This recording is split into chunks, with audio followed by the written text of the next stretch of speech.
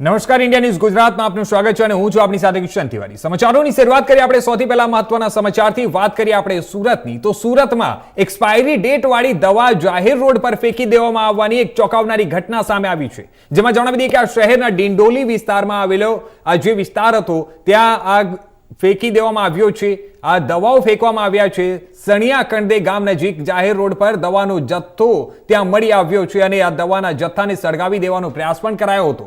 આ ઘટના અંગે ગામના સરપંચ અને પોલીસને જાણ થતા ત્યાં ઘટના સ્થળે પહોંચ્યા હતા, ત્યારે ગામના સરપંચ અને સ્થાનિકો દ્વારા આ મામલે આરોગ્ય વિભાગને પણ ત્યાં જાણ કરાઈ હતી। મેડિકલ અધિકારીઓએ આ ઘટના સ્થળે પહોંચી અને નિરીક્ષણ કર્યું, તેનું નાશ પણ કરવામાં આવ્યું છે। દવાઓ જે છે તે એક્સપાયરી ડેટની હોવાનું મેડિકલ અધિકારીઓએ જણાવ્યું છે, ત્યારે આ દવાઓ પ્રાઇવેટ હોસ્પિટલ અથવા ક્લિનિકની છે તથા કેલ્શિયમ અને કફ સિરપની છે, તે પ્રકારે ત્યાં મેડિકલ અધિકારીઓ લોકોએ જણાવ્યું છે। મેડિકલ અધિકારી જાહેર રોડ પર આ પ્રકારે દવાના જથ્થાનું નાશ કરાયો છે તે જોખમી છે અને હવા ફેલાય તો શ્વાસ દ્વારા આનું નુકસાન પણ કરી શકે છે। મેડિકલ અધિકારી બાળકો ભૂલથી હાથમાં પકડી લે તો પણ જોખમી છે, તે પ્રકારનું પણ નિવેદન આપવામાં આવ્યું છે।